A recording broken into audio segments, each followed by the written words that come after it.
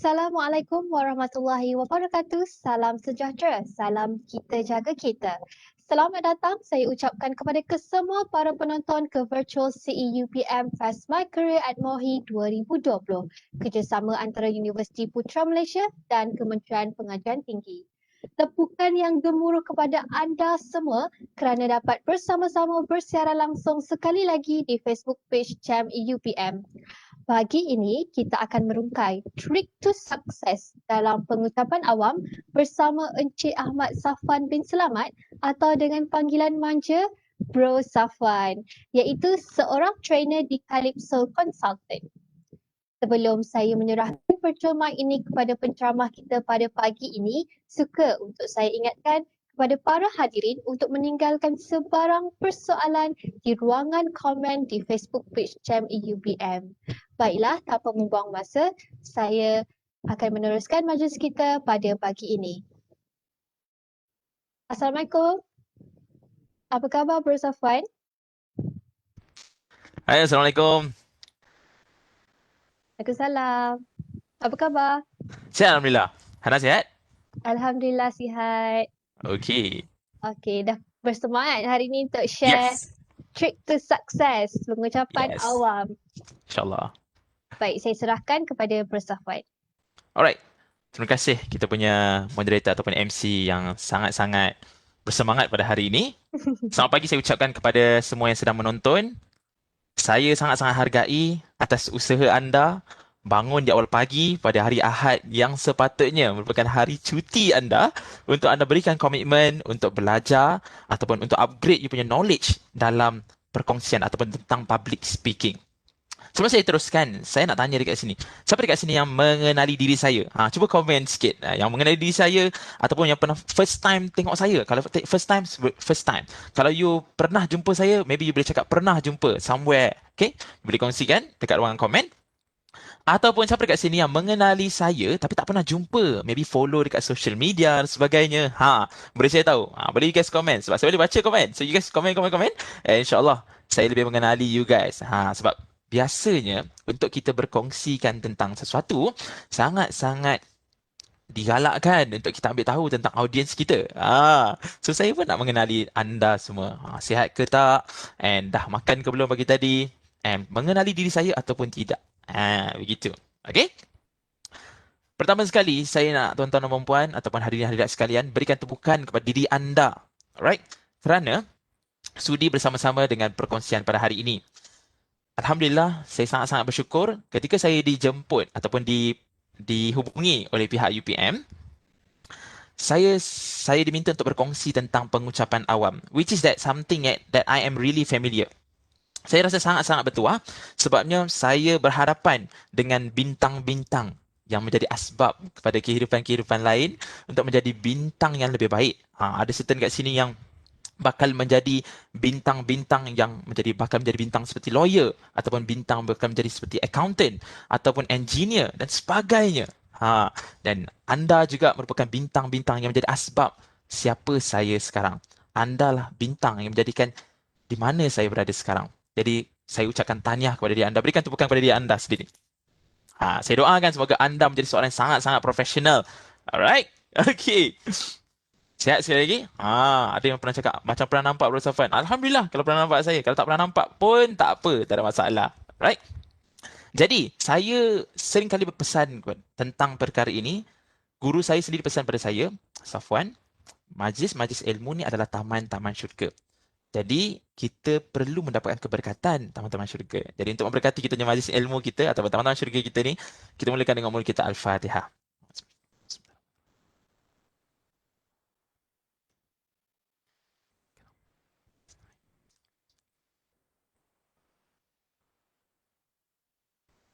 أعوذ بالله من الشيطان الرجيم بسم الله الرحمن الرحيم الحمد لله رب العالمين والصلاة والسلام على أشرف الأنبياء والمرسلين وعلى آله وصحبه أجمعين اللهم افتح علينا حكمتك وانشر علينا من خزائن رحمتك يا أرحم الراحمين رب اشرح لي صدري ويسر لي أمري واhlul 'uqdatam min lisani yafqahu qawli.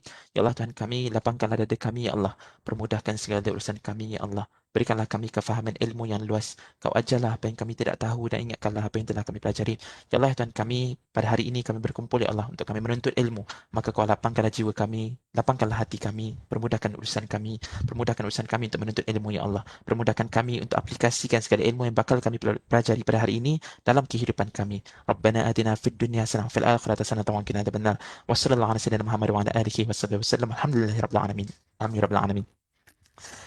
Baik, tuan-tuan dan puan, hadirin hadirat sekalian, saya nak tahu berapa ramai yang dah bersedia? Berapa ramai yang dah bersedia? Boleh type, boleh komen, dah bersedia, ready. Kita nak kan komitmen anda, kita nak akan semangat anda sebab hari ni saya nak berkongsikan tentang pengucapan awam.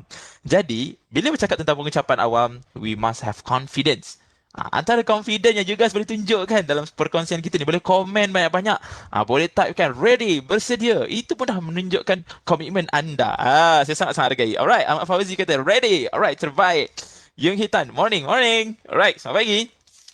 Baik, sebelum saya mulakan saya punya perkongsian, saya nak bantu anda untuk faham apakah perkongsian saya bakal kongsi pada hari ini. This is the structure. Yang pertama sekali, saya akan kongsikan kepada anda tentang komunikasi. Apakah definisi komunikasi? Dan yang kedua, saya nak kongsikan kepada anda formula 3F. Okay, formula 3F yang pastinya sangat-sangat berguna untuk anda upgrade you punya level dalam public speaking. Yang ketiga, saya nak kongsikan kepada anda teknik soften. Soften. Apa itu soften? Soften lembut. Yes. Okay. Hana pun dah sangat excited. Okay, teknik soften di mana S itu apa? O-F-T-E-N. Saya bakal kongsikan kepada anda. Itu adalah structure dia. Nah, yang keempat, saya bakal kongsikan kepada anda. Apa itu? Untuk rahsia. Anda kena stay tune sampai habis. Baru saya bagi tahu apakah yang keempat itu. So, 3 perkara yang saya share. Yang pertama, komunikasi itu apa? Yang kedua, formula 3F. Dan yang ketiga, soften. Teknik soften. Formula soften. Dan yang keempat, nak tahu itu apa? Stay tune sampai ke hujungnya. Right. Baik. Saya nak lontarkan anda soalan. Sebelum saya mulakan, saya suka untuk lontarkan kepada anda soalan.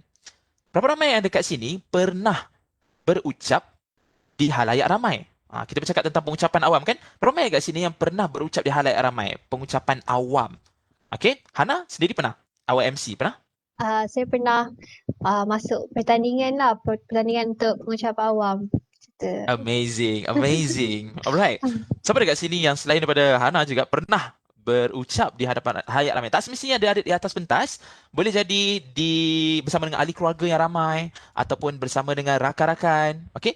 Just bercakap di halayak ramai. Berapa ramai yang dekat sini yang pernah seperti itu? Boleh saya tahu.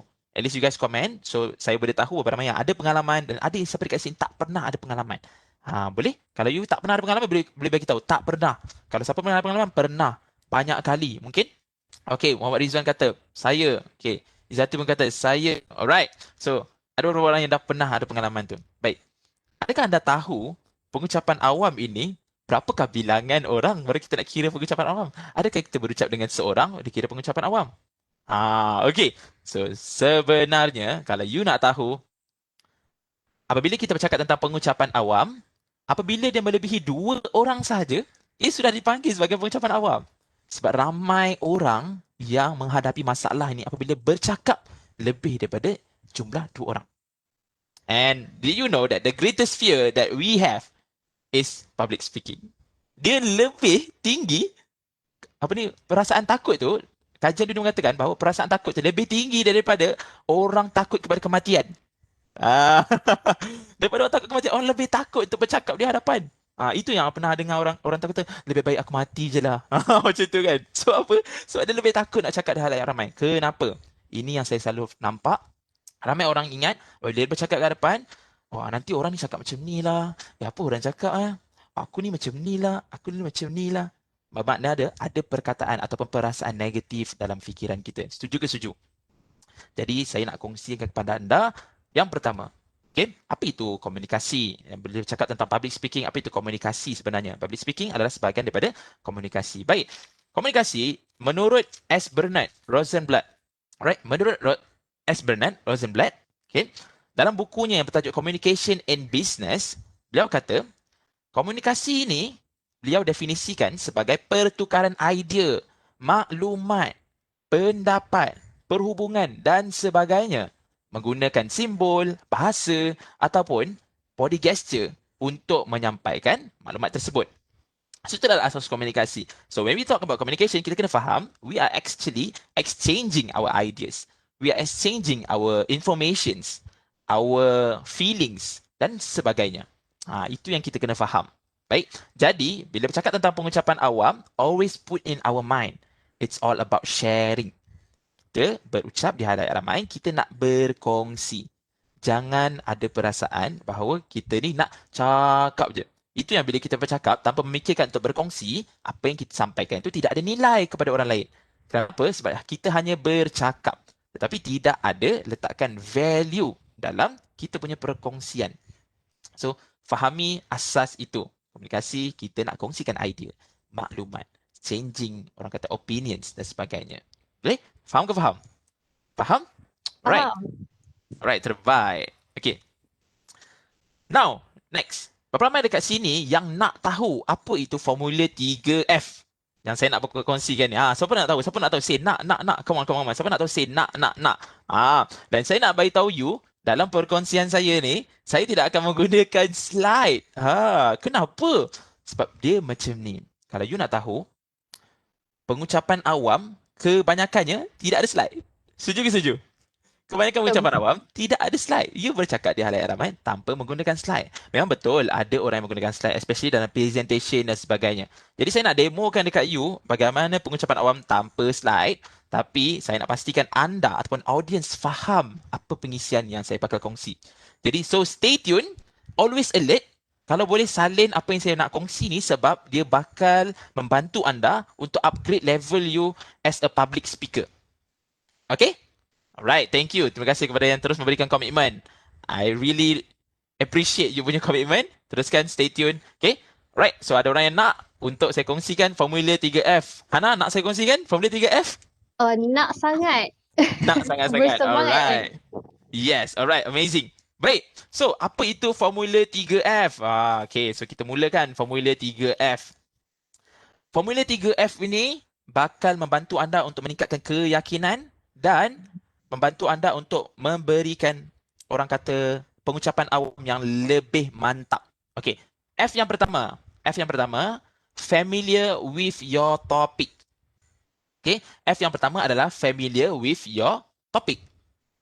Apa maksud familiar with your topic? Maknanya anda kena kuasai ataupun dah terbiasa dengan topik yang anda bakal kongsi. Sebagai contoh, macam saya sedang berkongsikan tentang pengucapan awam. Jadi saya sudah familiar dengan pengucapan awam. And you can see, I am really confident to share it with you guys. Setuju ke setuju? Sebab apa? Sebab saya dah familiar dengan topik ini. Saya dah kuasai topik ini. Saya dah tahu daripada awal sampai ke hujung apa yang saya nak kongsi. Which makes I am confident to share. So kalau you nak tahu bagaimana nak berucap di halayak ramai dengan lebih confident, familiar with your topic. Okay, sebagai contoh, anda nak berkongsikan tentang apa? Komunikasi. Ambil tahu, familiar dengan topik komunikasi. Anda nak kongsikan tentang apa lagi? Presentation di sekolah, di universiti contohnya. Anda nak kongsikan tentang rules ataupun formula dan sebagainya. You kena ambil tahu formula tu apa? Mendalami dia. Fahami dia. So, familiar dengan benda tu.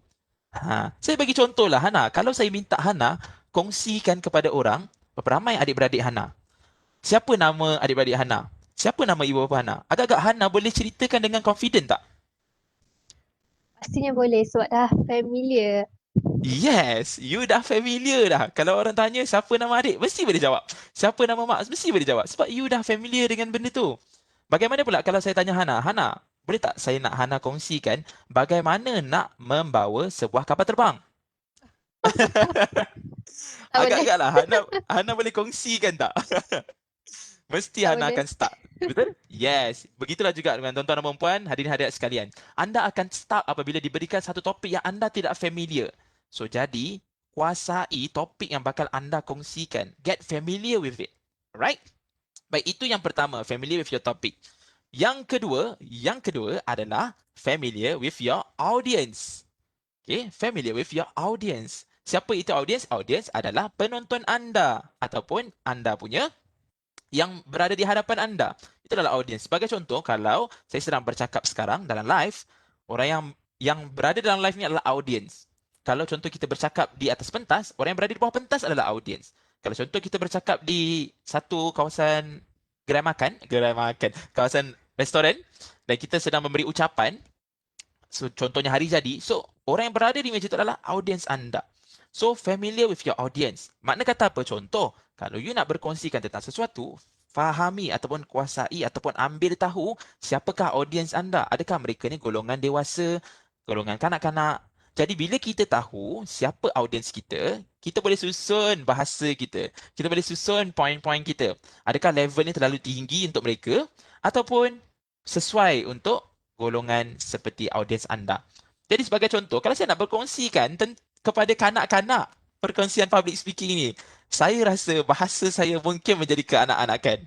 Tetapi disebabkan saya nak kongsikan kepada golongan yang dewasa, belia, yang memang dah biasa dengan bahasa-bahasa orang-orang dewasa seperti kita, remaja seperti kita. Jadi inilah level bahasa kita. Begitu kan? Faham ke faham? Alright, terbaik. Yes, right. So familiar with your audience.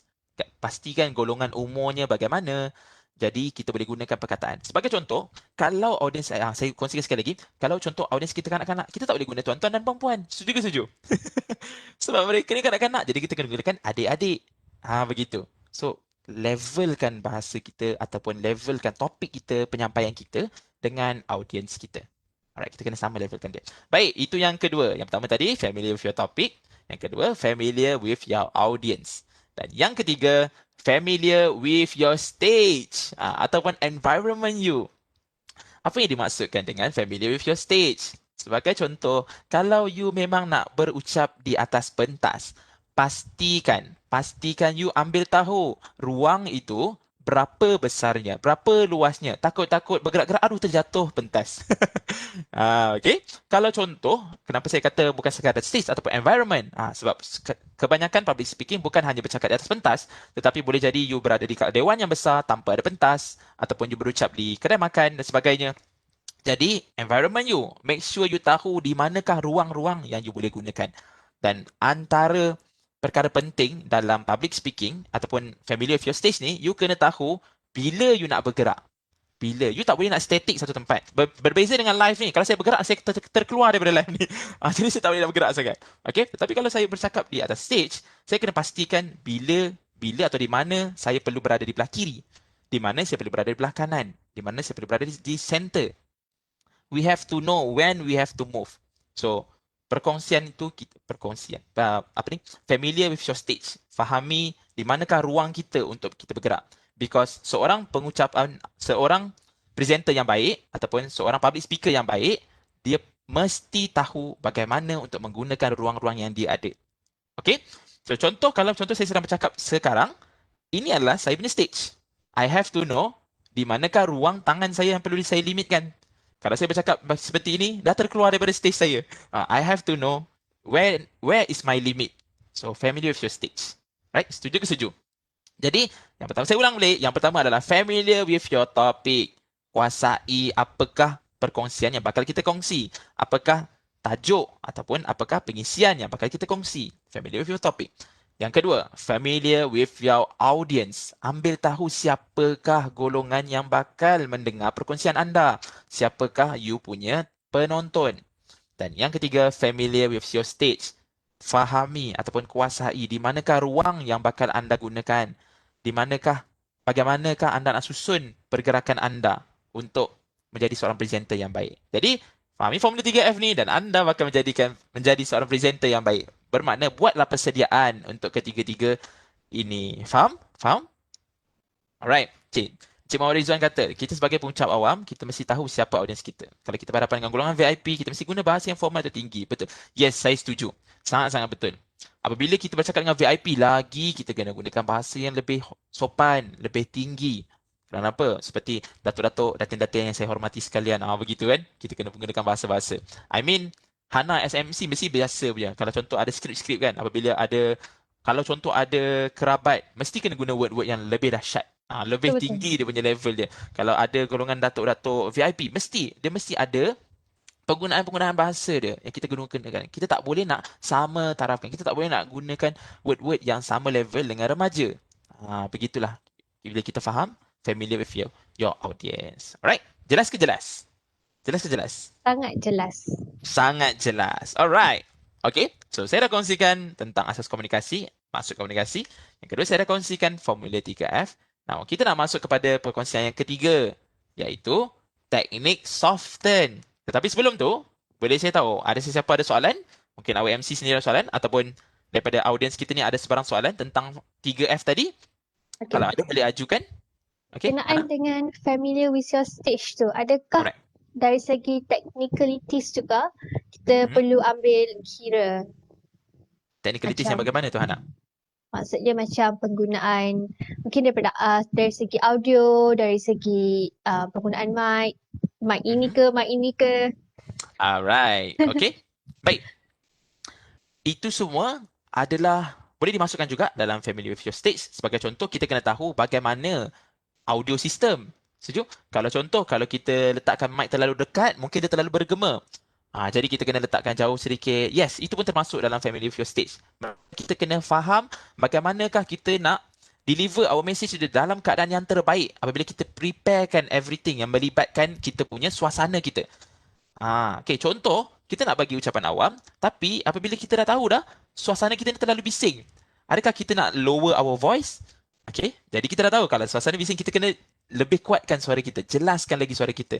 Yes, itu pun termasuk, Hana, about technicalities. Bermakna bukan sekadar kita hanya ambil tahu tentang kita punya pentas, kita ambil tahu bagaimana suasana. That's why I said just now, environment kita.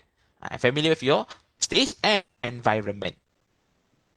Okay, Jawab baik. soalan, Hana? Menjawab soalan berasa fine.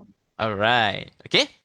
Thank you so much for the question. Alright, so saya nak kongsikan formula soften. Berapa ramai dah bersedia? Berapa ramai dah tak sabar nak tahu teknik soften? Boleh komen. Dah tak sabar. Nak.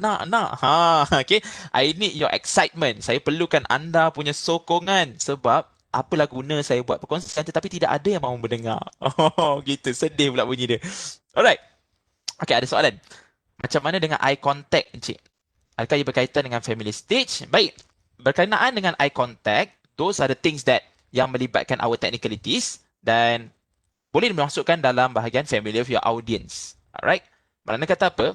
Kita kena pastikan eye level kita, eye contact kita, kita kena tahu dia melibatkan kedua-dua sebenarnya, audience dan juga stage. Okay, sebagai contoh, kedudukan audience tu sendiri. Andai kata dia ada, sebab ada certain yang kedudukan dia ruang kosong di tengah-tengah, setuju? Ada kedudukan yang penuh kesemuanya, ada kedudukan yang ada beberapa ruang, jadi dia macam ada section-section, cluster-cluster begitu kan. Jadi kita kena ambil tahu juga di manakah part yang kita nak kena tengok belah sini, mana part kita nak tengok belah depan, kiri, kanan. Dalam tu semua termasuk dalam eye contact. Dan sebenarnya eye contact ni dia ada formula dia. Tetapi saya tak sempat nak kongsi malam ni. Mungkin kalau ada masa kejap lagi saya kongsikan formula eye contact tu. Dia ada formula dia sebenarnya. Alright. Okay, baik. Ada yang tak sabar ni, dia kata, tolong kongsikan segera teknik soften. Baik, teknik soften. Teknik ni adalah teknik bagaimana kita nak melembutkan audiens kita. Gitu. Kita nak bagikan audiens kita cair dengan kita. Apabila kita berucap tu, diorang rasa macam, wow, amazed. Begitu. Right? So, kalau since you guys dah tak sabar, saya nak kongsikan kepada anda teknik soften. S itu apa? O itu apa? F, T, E, N. Baik. So, kita mulakan dengan yang pertama dulu. Huruf S. Alright? S ini bermaksud smile. Smile. Apabila kita bercakap tentang pengucapan awam, kita kena pastikan kita sentiasa senyum, Hana. Tak bolehlah berucap tu dalam keadaan muram, cakap muka kan. Audiens kita pun rasa macam, dia ni nak buat ucapan kematian ke? Kan? Bila kita kena ada senyuman. Kenapa? Because senyuman akan merembeskan hormon. Hormon yang menyebabkan kita energetic. Menyebabkan hormon yang menyebabkan kita sebarkan positive energy. Setuju ke setuju, anak? Kalau contoh kita tengok orang yang sedang down, adakah kita dapat positive energy? Kan kita tengok muka orang tu memang confirm tengah menangis, muka murung. Adakah kita dapat positive energy? Pastinya tidak. Jadi kita kena selalu senyum supaya kita sebarkan positive energy kepada audiens kita. Perbanyakkan senyum. Dan senyum yang saya selalu syorkan adalah senyum. Kita ikut nombor ni. Okay, Hana, cuba sebut. 1. Satu. Sebut 1. Satu. Senyuman ini kita tak nak. Ini semuanya selfie. Satu, satu. Kita tak nak macam tu. Okey. Okey. Okey. Cuba sebut dua. Dua. Dua. Dua. Dua. Okey, dua pun kita tak nak. Senyuman dua ni lah senyuman yang tidak ikhlas ya. Dua. Dia orang kata, mereka apa? Dua, dua. Dia tak senyum, dia tak ikhlas. Macam baru bangun tidur macam tu. Jadi senyuman yang paling ikhlas atau senyuman yang paling kita nak adalah bila kita sebut tiga. Sebut tiga. Tiga. Tiga. Tiga. Yes. Okey, Jadi sebut nampak. tiga. Yes. So kalau nak praktis macam mana nak senyum dengan lebih lebar, dengan lebih bahagia, merembeskan orang kata hormon-hormon yang bahagia. Sebut tiga. Kalau contoh kat cermin, sebut tiga, tiga, praktis. Tapi jangan di sebelah orang sebut tiga, tiga. Kejap lagi dia lalu sebelah kita, dia cakap kat kita apa? Gila, gila. Macam tu. Okay, so sebut tiga. Yes, okay. Jangan sebut satu, jangan sebut dua, sebut tiga. Alright, itu teknik bagaimana nak memberikan senyuman yang bakal mencairkan hati audiens anda. Baik, yang kedua. O. Apa itu O? Baik, O adalah open gesture. Kena sentiasa terbuka kita punya ruang badan kita. Baik, bercakap tentang open gesture ni Hana, ataupun tuan-tuan dan puan-puan yang saya hormati sekalian. Open gesture, kita kena fahami di manakah power zone kita. Hana pernah dengar power zone?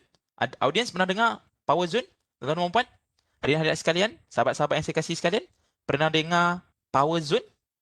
Bukan Power Rangers ya, power zone. Baik, power zone ni sebenarnya ada tiga. Alright, Hana sebut tiga. Sebut tiga. Buat macam ni, tiga. Tiga. Aja. Aja. Tiga. Aja. Yes, alright. So ada tiga je yang saya nak kongsikan power zone ni. Baik, memang tiga ni yang dikongsikan oleh pakar komunikasi Malaysia. Baik, apa itu tiga power zone? Ramai nak tahu, ramai nak tahu. Come on. Kalau dah tahu, say nak. Okay? Baik, tiga power zone itu adalah yang pertama sekali Adam's Apple. Okay, power zone yang pertama adalah Adam's Apple. Adam's Apple ni di mana? Adam's Apple ni adalah halkom kita. Kalau perempuan tak ada halkom macam mana? Sama je ruang kat situ. Ruang kat leher ni. Sebagai contoh, apabila kita berucap, Hana, pernah tak tengok orang yang letakkan dia punya tangan macam ni? Bila berucap, pernah tengok? Okay. So, ini bermakna apa? Dia nervous. Dia tidak open gesture dia. Dia menutup power zone. So, basically, kalau kita tutup power zone ni, bermakna kita nampak tidak yakin. Kita nampak sangat-sangat tak confident nak berkongsi atau bercakap. So, sangat-sangat penting untuk kita tidak menutup power zone ni. Habis tu, kalau kita gunakan satu tangan, tak apa. Tak ada masalah. Sebab ini memang ruang untuk mikrofon. Takkan nak letak mikrofon macam ni.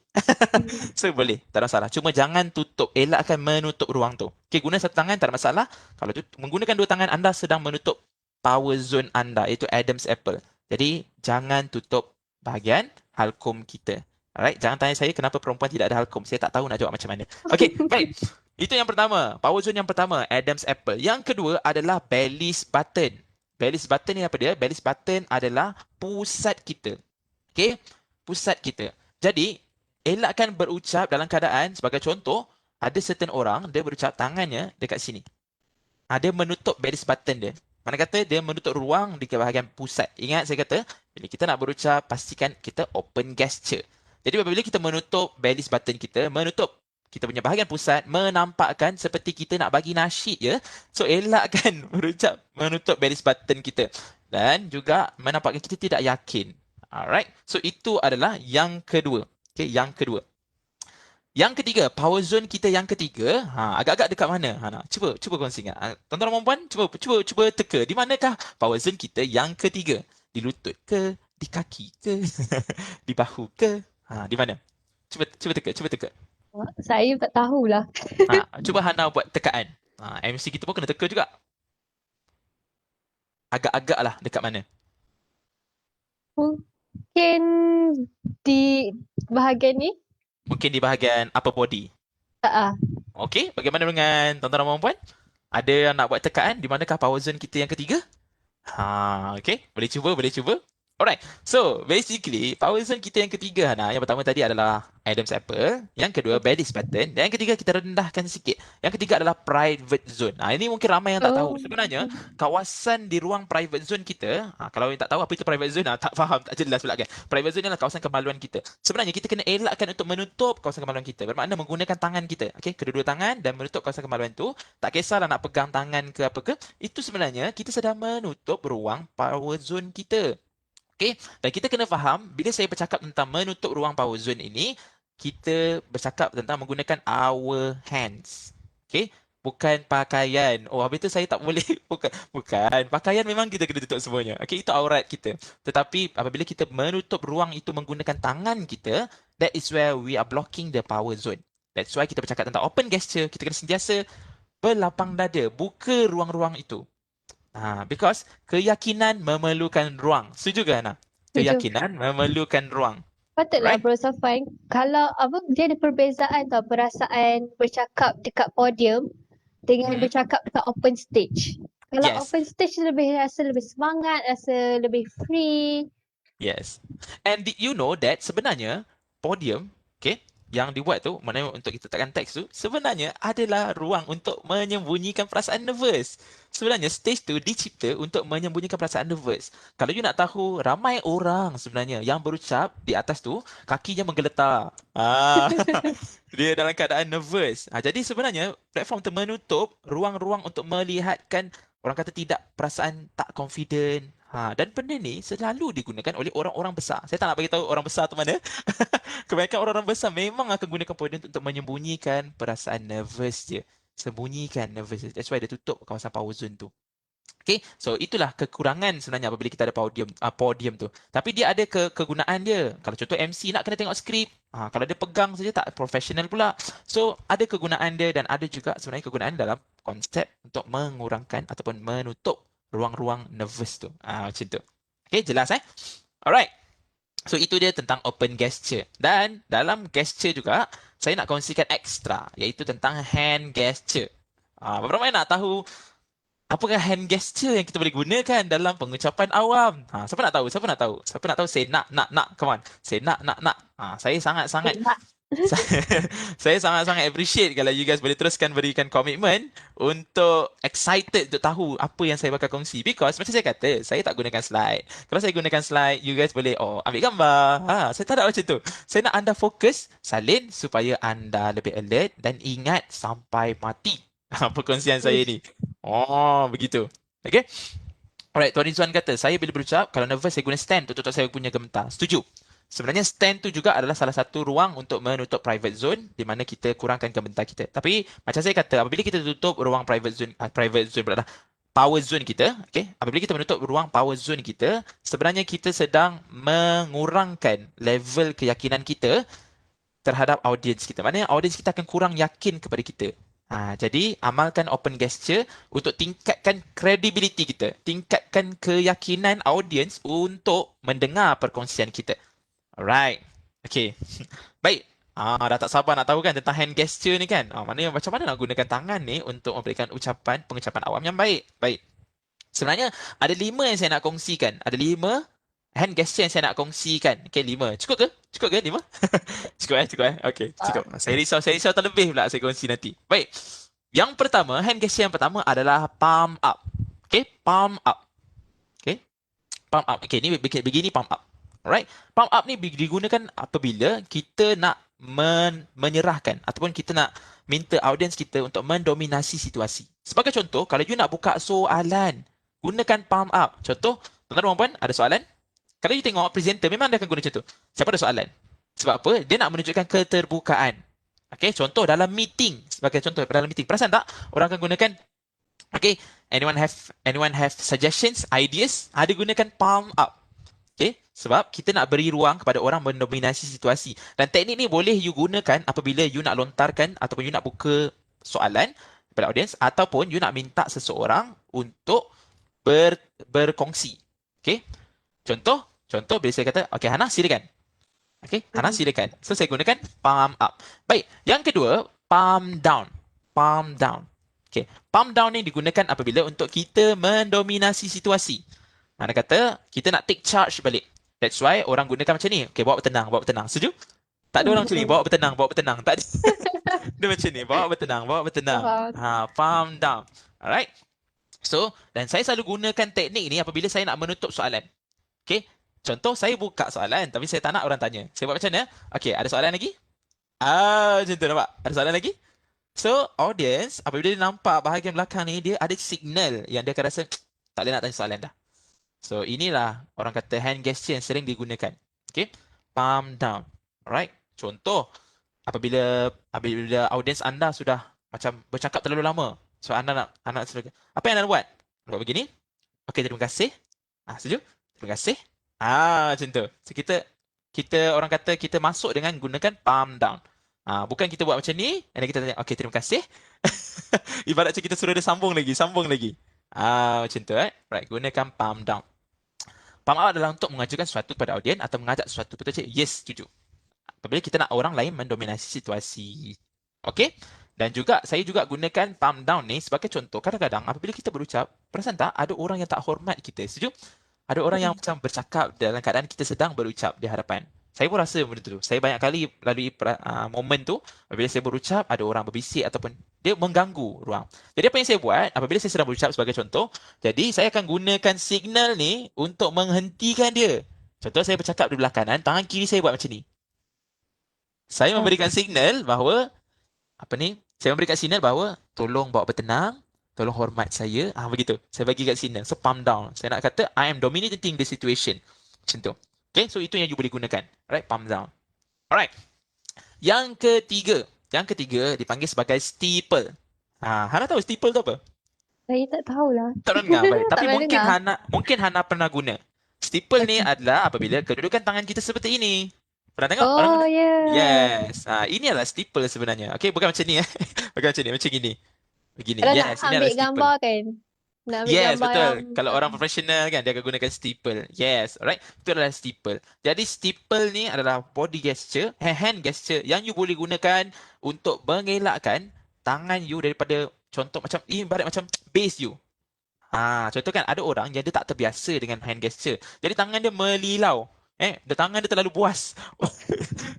Cakap tanpa ada orang kata tak ada base, tak ada asas dia, tak ada orang kata ruang untuk dia berhenti. Jadi gunakan steeple ni sebagai ruang untuk you pause. Okay, contoh bercakap, steeple. Back to your steeple hand. Steeple position. Ini orang kata you punya asas. Okay? So ini steeple. Baik, yang keempat pula dipanggil sebagai basketball steeple. Agak-agak Hana basketball steeple tu macam mana? Tadi steeple dah faham nak basketball steeple ni macam mana pula? Mana tu? Agak-agak macam mana? Okay, basketball steeple ni macam ni.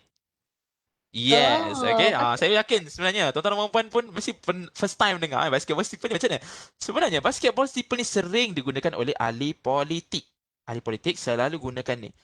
Apa kegunaan basketball steeple ni? Basketball steeple ni kita gunakan apabila kita nak tekankan sesuatu perkara dan kita nak audiens tu ingat dengan point tu. So kita gunakan basketball steeple. Sebagai contoh, apabila ahli politik nak kongsikan, tuan-tuan dan puan-puan, saya berjanji. Dia akan gunakan ni, basketball steeple. Saya berjanji, saya akan bantu tuan-tuan dan puan-puan ataupun kawasan kampung kita ni untuk menaikkan lagi. Macam tu. Dia gunakan basketball steeple. Dia nak bagi tahu yang this point is very important. I want you to remember. So, orang akan lebih ingat apabila kita gunakan basketball steeple. Alright? Nampak kegunaan basketball steeple tu? Very important.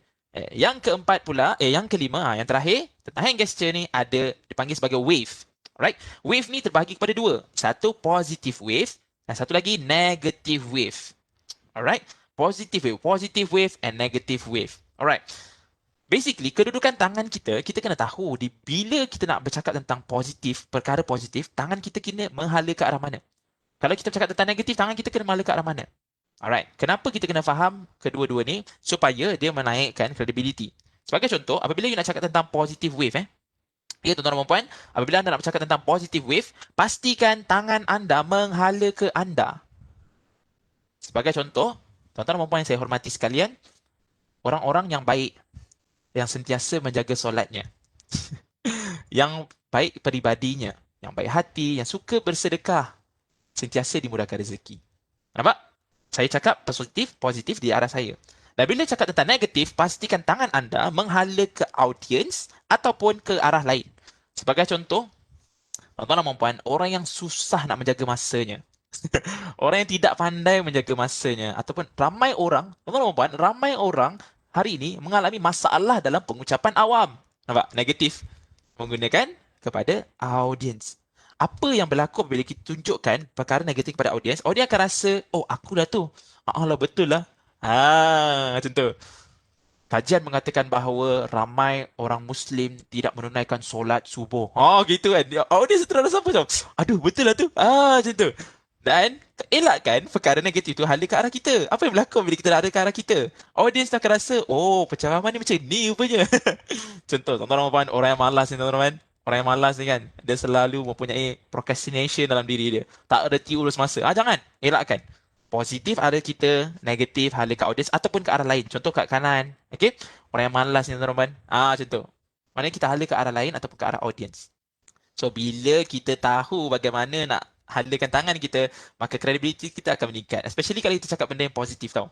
Contoh kan, nak orang yang bercakap dengan confident ni, kan kita ada. Orang lain akan nama apa? Oh, penceramah ni ataupun orang yang berucap ni sangat confident. Okay? So, itu yang kita kena faham. Body gesture, hand gesture. Macam, sangat berguna ke? Sangat bagus ke perkongsian ni?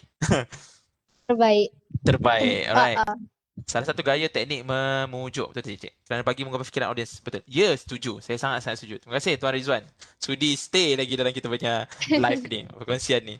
Okay. So, itu dia yang saya kongsikan tadi. Tentang open gesture ada 2. Yang pertama sekali, power zone. Yang kedua adalah hand gesture. Ada 5. Palm up, palm down, steeple, basketball steeple dan positive wave and negative wave. Alright. Kita pergi kepada yang ketiga tadi dalam teknik soften tadi. Dalam formula soften. S tadi smile. Yang kedua adalah open gesture. Yang ketiga adalah forward lean. Forward lean. Apa yang dimaksudkan dengan forward lean? Kalau contoh kita berucap tu dalam keadaan kita sedang duduk, pastikan body position kita sentiasa ke hadapan. Maknanya kita jangan duduk dalam kursi tu dalam keadaan bersandar. Dia akan mengurangkan credibility kita dan kita tak dapat nak cairkan hati audience tu. Sebab apa? Sebab kita tak nampak bersungguh untuk kongsi. Okay?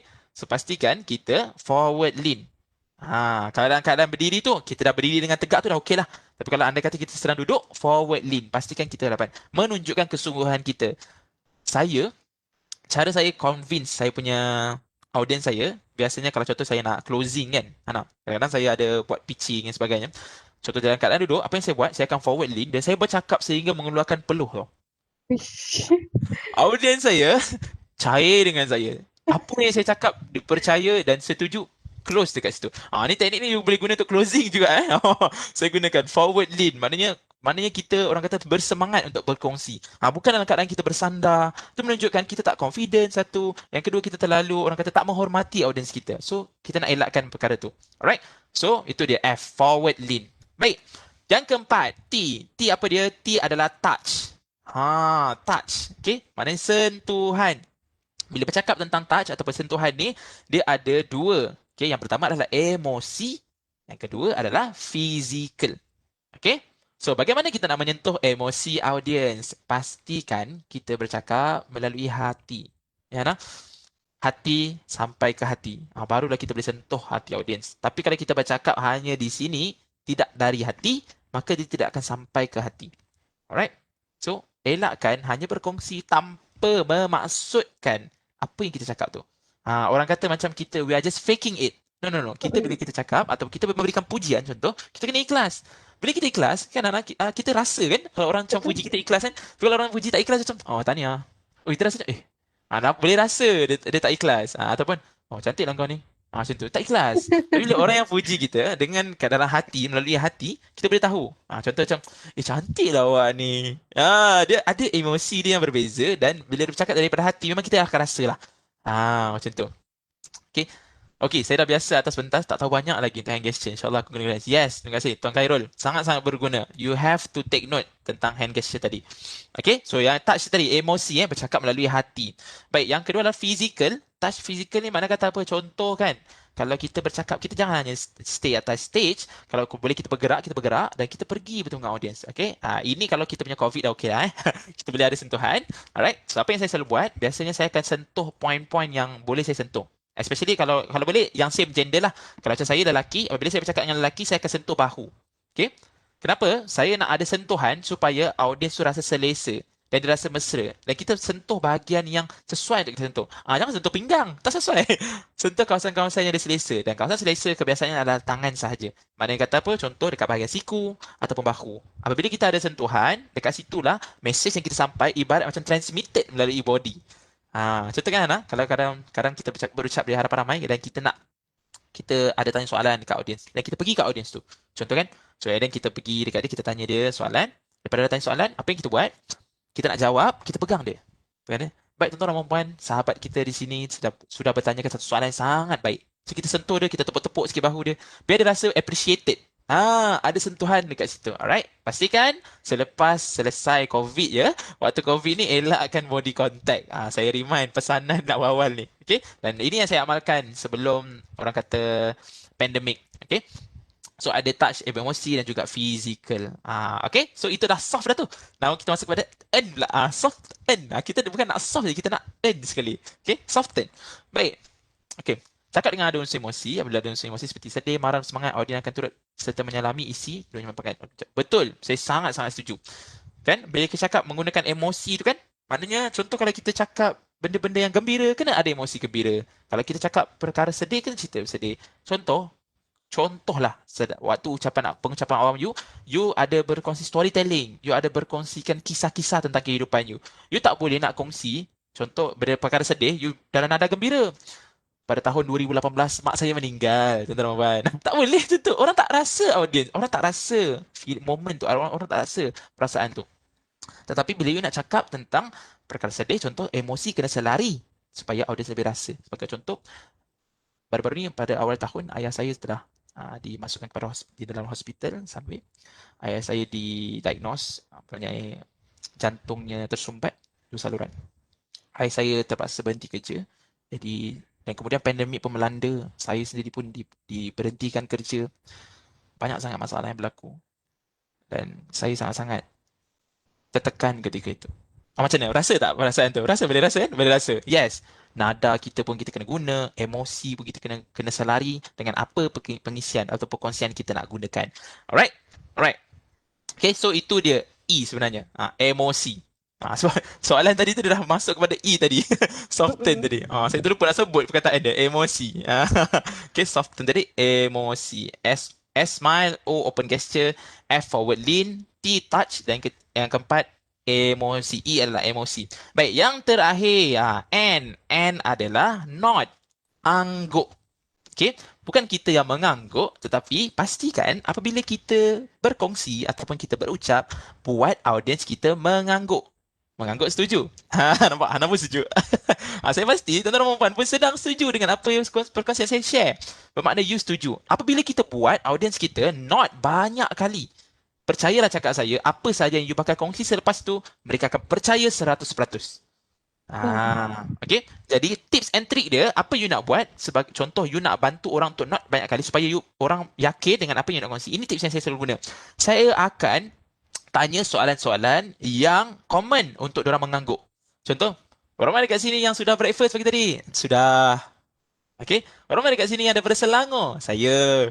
Okay. So, buat mereka angguk berkali-kali dan walaupun soalan tu common, tapi selepas itu percayalah cakap saya, memang dia punya psikologi dia memang sangat-sangat membantu. Buat audience you not banyak kali. So, tanya soalan common dulu yang confirm audience you akan not.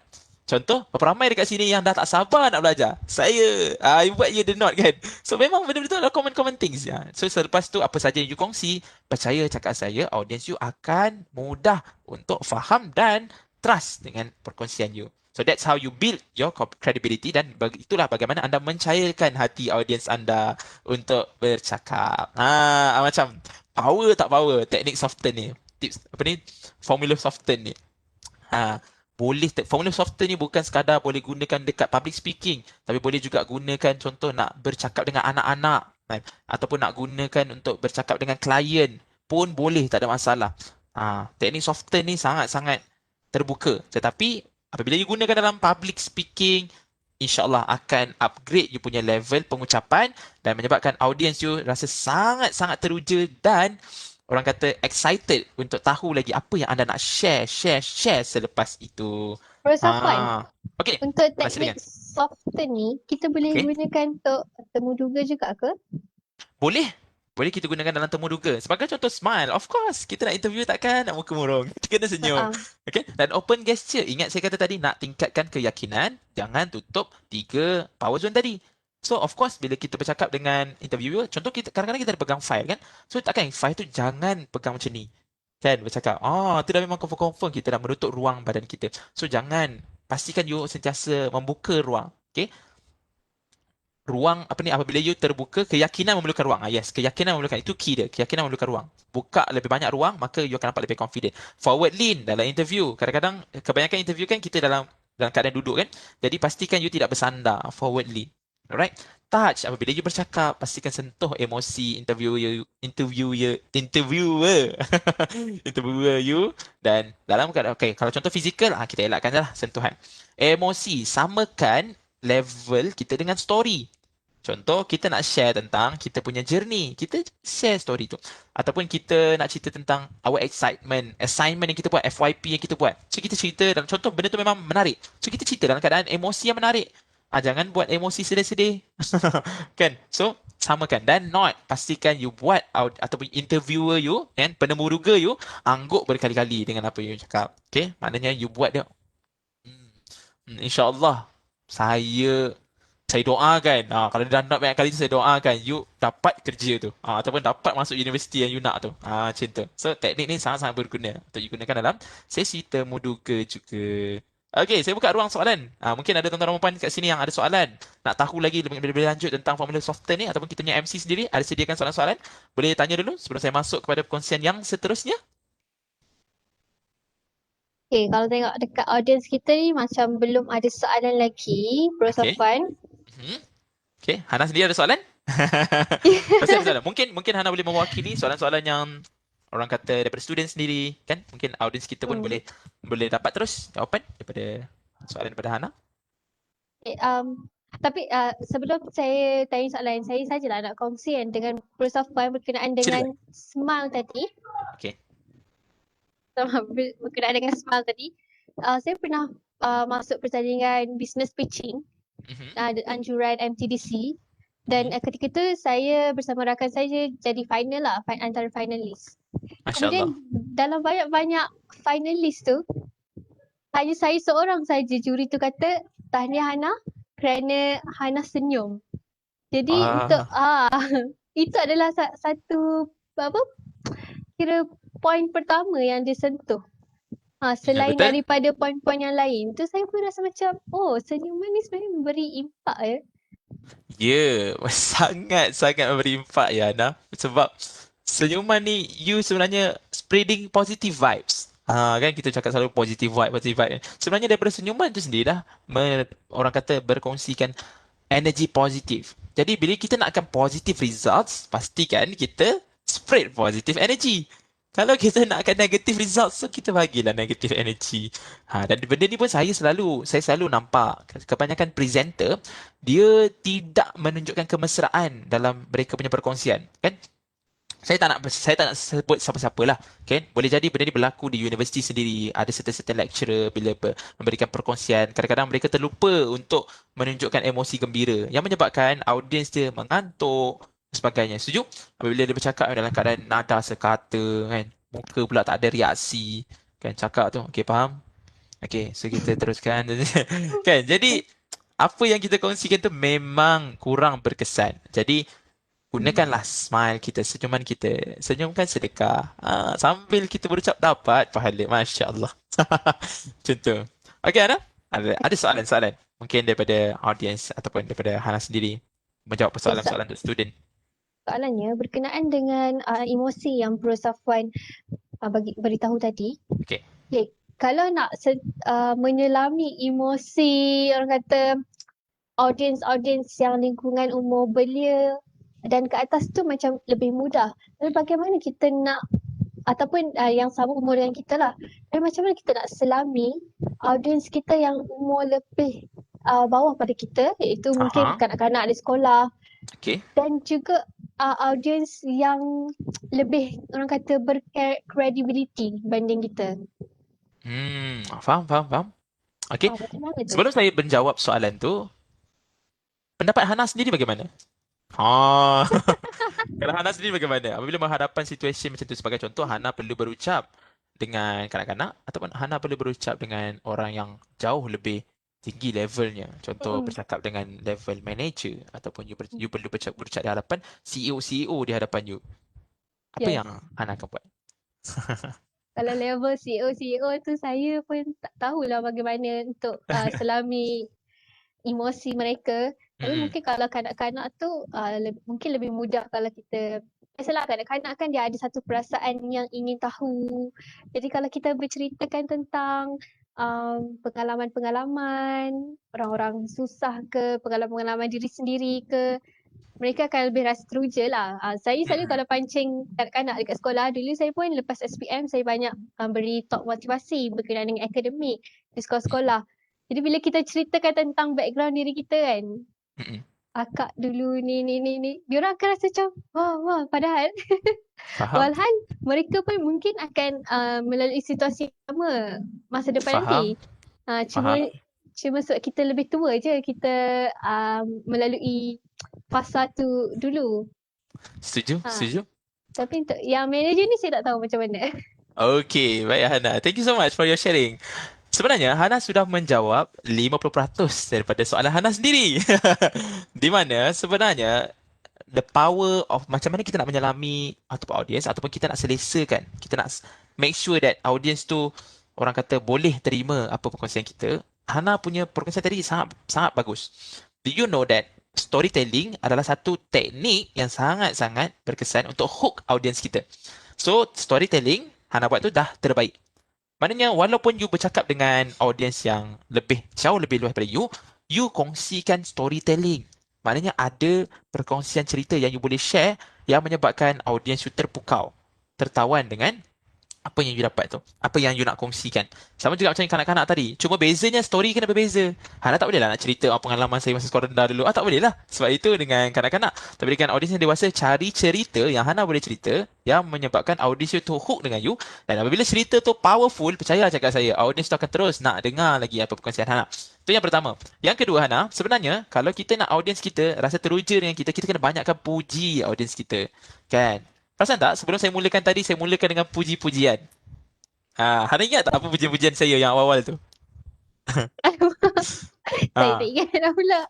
okay. Tapi saya nampak muka Hana teruja, audio-audio pun teruja. Okay, saya gunakan permulaan tadi, saya kata, saya mulakan dengan cerita dulu. Okay.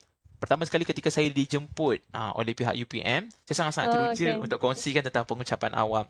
Kenapa? Sebab saya bakal berkongsi dengan bintang-bintang di hadapan saya. Nampak? Saya gunakan bintang-bintang. Bintang tu adalah perkataan pujian. Dan bintang-bintang inilah yang menjadikan siapa diri saya. Bintang-bintang inilah yang menjadikan kehidupan-kehidupan lain seperti mereka. Kehidupan bintang-bintang inilah yang bakal menjadi lawyer, bakal menjadi accountant, engineer ataupun orang-orang profesional di luar sana. Jadi saya sangat-sangat hargai tuan-tuan dan puan, sila berikan tepukan kepada tuan-tuan dan puan. So nampak tak? Saya mulakan dengan pujian. Itu yang Hana kena buat apabila kita bercakap dengan orang yang lebih tinggi ataupun dengan orang yang sebenarnya kesemuanya. Semuanya level, kita mulakan dengan pujian. Apabila kita memuji, orang akan rasa appreciated and that is where they have respect to us. Okay, so mulakan dengan pujian dan masukkan dengan storytelling. Kalau boleh selingkan pun tak apa. Selitkan sekali pun tak apa. Ada kongsi cerita dan juga pujian. Alright? Nampak? Okay? Tuan-tuan ada soalan-soalan. Hadirin hadirat sekalian, saya pasti ramai ada soalan. Sebab selepas ini saya nak kongsikan yang ahem-ahem tadi. So, sebelum masuk ahem-ahem, maknanya perkongsian rahsia tu, mungkin tuan-tuan ada soalan-soalan yang masih lagi memerlukan jawapan dari segi orang kata formula Soften, formula 3F, dan kita teruskan. Okay? Mungkin ada soalan boleh Okay. tanyakan. Tak ada masalah, Okay, kita untuk buka para ruang. hadirin, Salam. kalau ada soalan boleh letakkan di chat box. Soalan boleh letakkan di chat box. Jangan risau, perkongsian Okay. kita santai kan Hana? Kita tak ada macam Mm-mm. serius-serius sangat.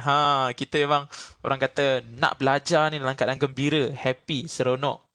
Dan sementara kita menunggu orang kata audiens kita untuk bertanya soalan, suka untuk saya kongsikan tentang kisah saya ketika memberikan ucapan awam. Baik, mungkin ramai yang tak tahu dekat sini, saya merupakan seorang trainer, saya merupakan orang kata penceramah bebas di mana saya memberikan motivasi di sekolah, universiti dan saya juga buat training untuk komunikasi. Saya buat training untuk syarikat, corporate. Saya buat training untuk universitis dan juga sekolah. Lebih banyak kepada kepimpinan. Dan dalam kepimpinan sendiri pun memang ada komunikasi. Dan apa yang saya selalu tekankan ataupun sepanjang saya berucap, orang kata dengan boleh katakan ratusan ribu lah audiens saya kan yang dah saya pernah pergi. Bukanlah sekali tu ratusan ribu, tapi secara terkumpulnya sebab saya sudah berada dalam bidang ni selama 5 tahun. Hana. 5 tahun saya memberikan ucapan. Bermula dengan facilitator, saya bermula dengan tim Fadilah Kamsah, kemudian saya bersama dengan konsultan yang berbeza-beza. Jadi saya dah jumpa dengan pelbagai orang. Dan apa yang saya nak kongsikan, sepanjang saya lalui proses tu, sebenarnya tidak ada orang yang memberikan ucapan perfect. Saya dah jumpa macam-macam orang, tak pernah saya tengok perfect seorang tu bagi. Dia mesti akan ada something yang dia boleh perbaiki. And that what makes us human. Kerana manusia tidak akan pernah sempurna. Hanya Tuhan saja yang sempurna. Jadi kita sentiasa ada ruang untuk perbaiki. Sepanjang 5 tahun saya dalam bidang ni, saya sentiasa cari ruang untuk saya improve. Dan itu yang sebenarnya tuan-tuan dan puan perlu buat sebenarnya. Apabila kita bercakap tentang pengucapan awam, we always need to constantly learning. Apa lagi teknik yang kita boleh gunakan? Apa lagi orang kata formula-formula yang kita boleh aplikasikan dalam kita punya pengucapan awam. Lebih banyak yang kita tahu, percayalah cakap saya, lebih tinggi kualiti pengucapan awam kita. Lebih tinggi kualiti penyampaian kita. Macam tu. 5 tahun saya dalam bidang ni, saya tak boleh kata saya dah sempurna. Saya pun tak boleh kata saya dah tahu banyak perkara. Sebenarnya ada banyak lagi yang saya tidak tahu. Walaupun dah 5 tahun saya berucap di halayak ramai. Dan saya nak perbetulkan mindset ini. Ramai orang ingat apabila berucap di hadapan ramai, orang-orang yang dah biasa berucap ni tidak ada nervous. Ini adalah salah satu filosofi, mitos yang paling common kan. Bila cakap, dia ni tak pernah nervous kan? Cakap ke depan. Contoh cakap, Bro Safwan ni tak nervous kan? Cakap, sebenarnya semua orang ada nervous. Hanya orang mati je yang tak ada nervous. Semua orang ada nervous. Cuma bagaimana kita kontrol nervous kita? Bagaimana kita kontrol perasaan gemuruh kita? Itu yang saya selalu belajar dengan guru saya. Jadi saya nak kongsikan bagaimana you nak control nervous you, especially bila berucap di halayak ramai. Ini yang biasa you boleh buat. Pertama sekali, you boleh mulakan dengan bacaan doa. Okay? Mulakan dengan bacaan doa. Sebelum you bercakap, you minta dekat Tuhan, Ya Allah, Tuhan kami, bantulah aku Ya Allah, hari ni aku nak berucap, lancarkanlah tutur kataku. Maknanya you minta dekat Tuhan. Kan? Itu yang rule yang pertama. Biasa kita sebagai seorang Muslim, kita minta dengan Tuhan. Minta Allah lancarkan tutur kata kita, minta Allah mudahkan segala urusan kita. Itu yang pertama. Yang kedua, kita rehearse. Maknanya kita tengok balik poin-poin yang kita bakal kongsi dan kita cuba untuk orang kata bercakap supaya kita biasakan bibir kita ni. Kadang-kadang kan ada satu orang dia cakap bergetar-getar kan, mulut dia macam tu bergetar-getar kan. Sebab apa? Sebab dia tak rehearse dulu. Dia tak, orang kata tak start engine dia punya bibir ni, tak start engine. Maknanya dia diam je. Bila nak bercakap baru nak cakap. Jadi bila mulut ni tak ada orang kata starter, tak ada orang kata warm up, tu yang dia jadi bergetar-getar tu. Sedangkan kita nak exercise pun kena ada warm up kan. Jadi sama juga bercakap, warm up dulu kita punya mulut ni. Kita try dulu practice. Ataupun nak senang kita buatkan senaman-senaman mulut lah. Contoh macam bibir kita yang kita biar bergetar, biarkan ada movement. Buatkan dia rasa selesa nak bercakap supaya dia tak kaku, supaya dia tak stuck. Pernah tengok kan orang pegang mic tiba-tiba speechless. Tak tahu nak jawab apa. Sebab apa? Tak sempat nak on engine. Panas, cold lagi, dia sejuk lagi. So dia tak macam tu. Okay? Dengan bercakap pun ada enjin dia. Cakap ada engine mulut kita. So kita kena warm up. Okay? So dah baca doa, dah warm up. Dan yang ketiga, lihat audience you. Ataupun kalau contoh memang you nak berucap ke hadapan, you tengok audience you, you tengok surrounding you, you bayangkan, visualkan bagaimana you nak berucap lagi. Contoh Hana, tadi sebelum saya start apa saya buat? Saya dah bayangkan dah. Saya dah sedang berucap, saya sedang berkongsi dan saya dah boleh bayangkan bagaimana situation apabila saya berucap tadi. So itu yang kita kena buat. Baca doa, yang kedua, panaskan enjin mulut kita, dan yang ketiga, kita visualkan bagaimanakah suasana nanti. Kalau contoh kita buat live, macam mana suasana nanti? Bagaimana komen-komen yang bakal masuk? Kita bayangkan situation tu. Kalau memang kita buat secara offline, maknanya secara orang kata face to face. So bayangkan bagaimana reaction audience you. Fikirkan yang positif. Jangan insertkan yang negatif dalam minda. You nervous sebab you letakkan, sekejap lagi audience aku tak nak dengar macam mana. Sekejap lagi audience aku macam ni macam mana. Kalau ada yang keluar dewan macam mana. You letakkan negatif dulu. No. Positif je dulu. Benda tu tak berlaku lagi. So tak ada masalah pun untuk letakkan positif. Saya selalu bayangkan yang saya bercakap tu, bayangkan dah habis. Saya punya audience tepuk tangan, saya punya audience berikan reaction yang happy, ada orang jumpa saya, tanya soalan. Bila saya bayangkan macam tu Hana, Alhamdulillah, kebanyakan yang saya buat tu memang benda tu berlaku. Bila saya habis berucap, orang bertepuk tangan. Bila saya berucap, orang mula tanyakan soalan. Bila saya berucap, orang gembira, happy, bahagia. Sebab apa? Apa yang kita bayang, apa yang kita fikir, akan menentukan apa yang kita cakap. Apa yang kita cakap akan menentukan apa yang kita buat, dan apa yang kita buat akan menentukan apa yang kita dapat. Cuba tuan-tuan dan puan dan MC sendiri ikut sama-sama dengan saya. Apa yang kita fikir Apa yang kita fikir akan menentukan akan menentukan apa yang kita cakap. apa yang kita cakap. Apa yang kita cakap Apa yang kita akan cakap menentukan akan apa menentukan yang kita buat. apa yang kita buat. Apa yang kita buat Apa yang kita buat akan menentukan akan menentukan apa yang kita dapat. apa yang kita dapat. Yes, itu Wah, rule dia. Alright, so mulakan dekat sini dulu dan kita akan keluarkan benda-benda. So bayangkan kita benda positif, jadi kita akan keluarkan kata-kata positif, kita akan buat benda-benda positif dan kita akan dapat result yang positif. Tapi kalau kita insertkan dalam minda kita benda yang negatif dulu, maka kita akan keluarkanlah kata-kata negatif. So perbuatan kita pun akan jadi negatif dan hasil kita pun negatif. Alright, itu formula dia macam mana nak kurangkan nervous. Alright, baca doa, kemudian orang kata rehearse, okay? Panaskan enjin mulut dan visualkan. InsyaAllah tips tu sangat-sangat berguna. Okay, mulakan dengan baca doa, warm up, visualkan suasana guys untuk hilangkan nervous sebelum pengucapan. Tips yang menarik. Okay, terima kasih Tuan Regimen. Pemikiran positif akan membawa kepada impak yang positif. Betul, setuju sangat-sangat. So always think positive. Okay, so mungkin tak ada soalan, so kita mulakan terus. Tips perkongsian yang keempat ni kan. Sebab masa pun mencemburui kita kan. So perkongsian yang keempat ni saya nak kongsikan apa sebenarnya yang ahem-ahem tu. Yang keempat ni adalah skrip ucapan spontan. Saya yakin dan pasti ramai daripada audiens kita ni tak tahu bagaimana nak berucap secara spontan. Sebagai contoh, tiba-tiba you punya mak cakap, "Okay, abang tolong bagi ucapan cak dekat ahli keluarga." Allah, aduh nak cakap apa ni? Nervous kan. Ataupun tiba-tiba cikgu you panggil atau lecturer you panggil, tolong bagi ucapan sikit dekat contoh you wakil pelajar, tiba-tiba nak cakap. So bila you tak tahu bagaimana nak berucap, tu yang jadi speechless.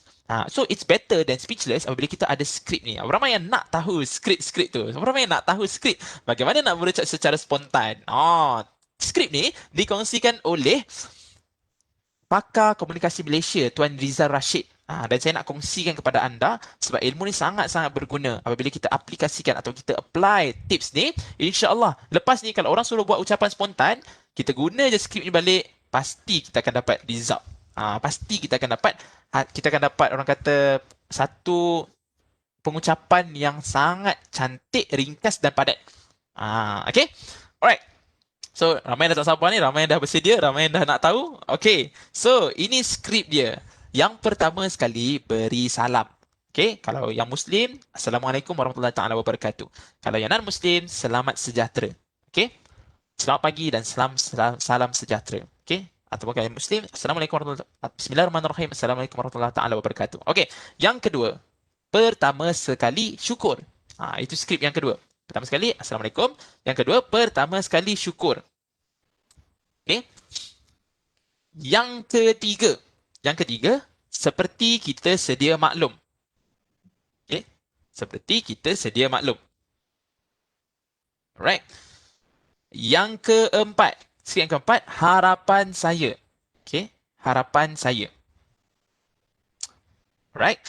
Dan yang terakhir, sekian terima kasih. Okay, so itu skrip dia. Pertama sekali, Assalamualaikum ataupun salam sejahtera. Yang kedua, pertama sekali syukur. Yang ketiga, seperti kita sedia maklum. Yang keempat, harapan saya.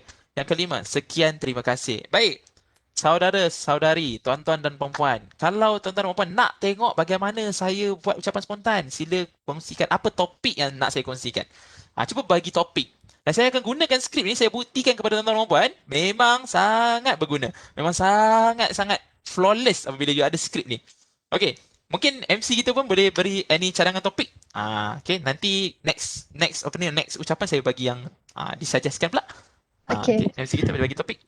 Okay, memandang Apa saja? kita dalam keadaan wabak pandemik ni, mungkin kita Okay. boleh, saya nak cadangkan topik tentang pandemik. Mungkin, Pandemic. yes, Pandemic alright. tema dia. Pandemic. Okay, tema dia pandemic. Bismillahirrahmanirrahim. Okay. Bismillahirrahmanirrahim. Assalamualaikum warahmatullahi taala wabarakatuh. Pertama sekali syukur, Alhamdulillah, kita dapat bersama-sama dalam program kita membincangkan tentang pandemik yang sedang melanda di Malaysia. Saya sangat-sangat hargai tuan-tuan dan puan yang sudi bersama-sama untuk ambil tahu dan ambil cakna tentang situasi di Malaysia.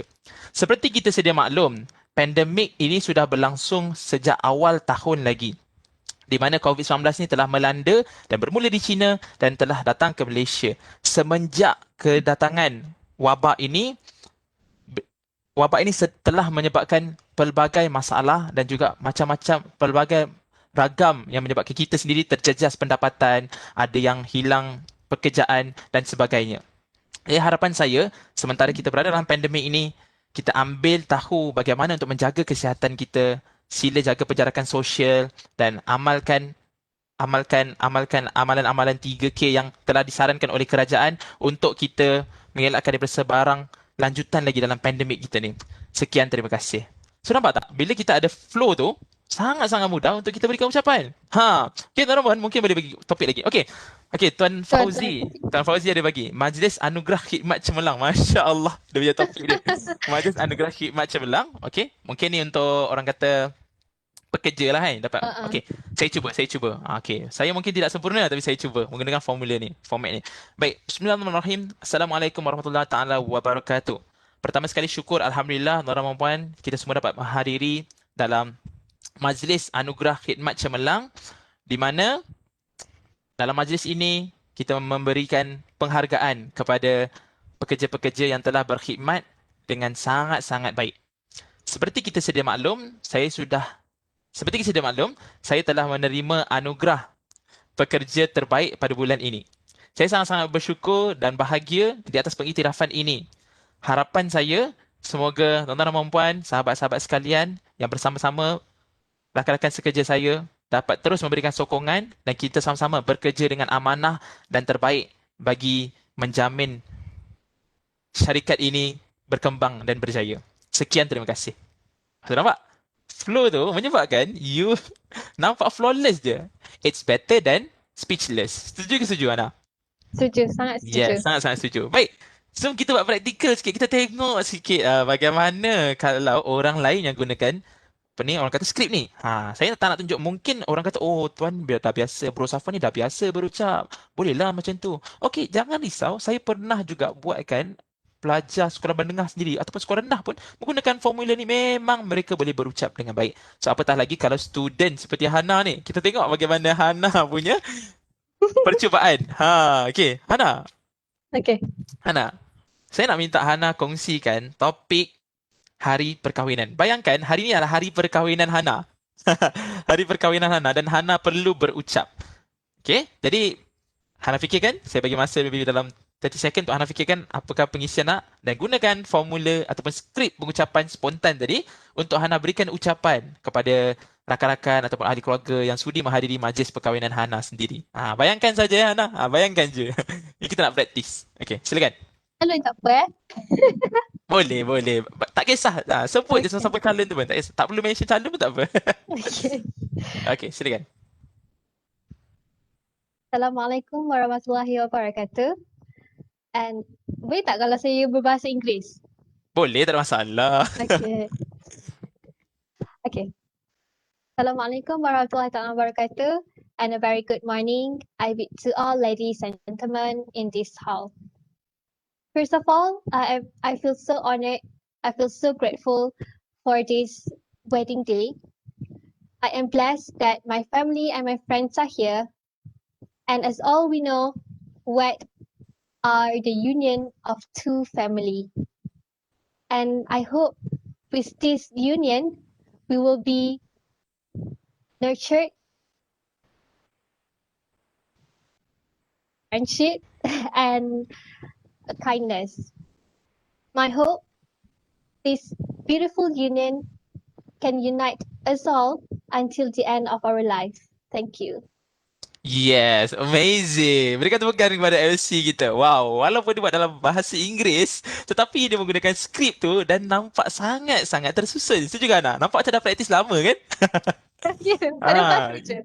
Baru je fikir, betul. That is why dipanggil sebagai skrip ucapan spontan. Apabila kita ada skrip ni, percayalah cakap saya, orang panggil lah nak cakap pasal topik apa sekalipun, guna je skrip ni dan kita akan nampak sangat bersedia.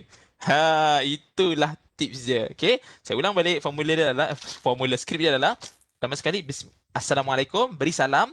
Okay, salam sejahtera. Assalamualaikum. Yang kedua, pertama sekali syukur. Bahasa Inggeris tadi apa dah? Macam mana bahasa Inggeris dia? First of all, I am very honored, blessed. I'm Okay, alright. blessed. Okay, I'm blessed. Okay, yang ketiga, seperti kita sedia maklum. Bahasa Inggeris macam mana? That's all we know. As all we know, yes, as all we know. Pun boleh, tak ada salah. Yang keempat, harapan saya, I hope, kan? Dan yang terakhir, sekian, terima kasih. Thank you. Thank you. So, it's very simple punya skrip, tetapi sangat-sangat memberi kesan apabila you nak memberikan ucapan spontan. Macam saya kata tadi, it's better than speechless. Daripada kita berdiri kat depan tu, tunggu, kadang-kadang pernah tak kita tengok orang bercakap, kita minta orang bercakap kan, ataupun orang tu perlu berucap secara spontan. Tiba-tiba dia macam, nak dekat 30 saat lah, senyap je. Kan? Tak tahu nak cakap apa. Macam kita pun tengok dia, dia pun tengok kita. Burung-burung pun berkicauan. Tak ada apa yang berlaku. Kadang-kadang seminit duduk kat situ. Saya pernah juga melihat orang-orang yang alami situasi-situasi tu di mana mula dah berpeluh, nervous. Sebab apa? Sebab tak ada skrip ni untuk membantu mereka. So, gunakan skrip ni untuk membantu you memberikan ucapan spontan dan saya yakin dan percaya you akan upgrade lagi you punya credibility, orang akan nampak you sangat-sangat bersedia. You akan jadi, kalau you student, you akan jadi student yang sangat luar biasa. Kalau you seorang pekerja, you akan nampak pekerja yang sangat powerful. Because communication is the key to success. Okay, apabila ada komunikasi, you belajar ataupun you faham bagaimana nak berkomunikasi dengan baik, percayalah cakap saya, you akan unlock satu pintu kejayaan you. Saya tidak mampu untuk membuka pintu anda, tetapi saya hanya mampu memberikan anda kunci untuk anda buka pintu kejayaan anda. Gitu. Okay, so itu saja perkongsian saya untuk hari ni. Macam banyak ke banyak? Banyak ke banyak? Sangat banyak kan? Sangat-sangat berguna. Yes. So, saya buka ruang soalan Q&A session in case ada lagi apa soalan nak bertanya. Sebab saya dah kongsi banyak ni. Asas komunikasi, formula 3F, formula soften dan juga bagaimana orang kata hand gesture, open gesture, power zone. Yang ada banyak poin-poin sebenarnya. Bukan sekadar saya kongsikan formula tu. Ada poin-poin yang penting saya highlightkan dalam setiap perkongsian-perkongsian tu. Dan yang terakhir sekali, skrip pengucapan spontan. Okay? Ada soalan. Saya buka ruang untuk bertanya. Silakan. Mungkin Bro Safwan boleh tak sharekan berkenaan dengan formula eye contact sebentar tadi tu? Oh, okay, formula eye contact tadi. Masya Allah. Okay, formula eye contact ni sebenarnya, dia menggunakan huruf tu, Hana. Okay, ini adalah basic eye contact. Okay, ramai orang mungkin tak tahu, tapi ini basic eye contact yang saya boleh share. Ada 3 huruf yang you boleh gunakan. Berapa ramai yang nak tahu? Berapa ramai yang dah tak sabar nak tahu? Say I. Berapa ramai dah tak sabar nak tahu? Say I. Boleh typekan. Nak tahu. Okay.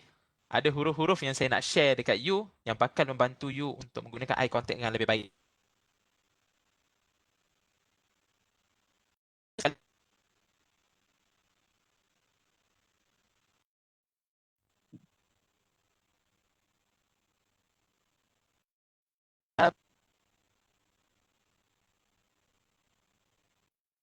Ya.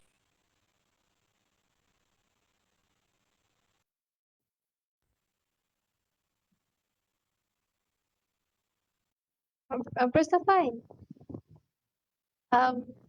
video Bro Safwan lagging, agak lagging.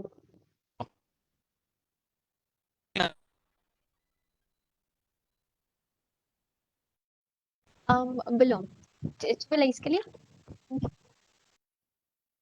Masih lagi lagging.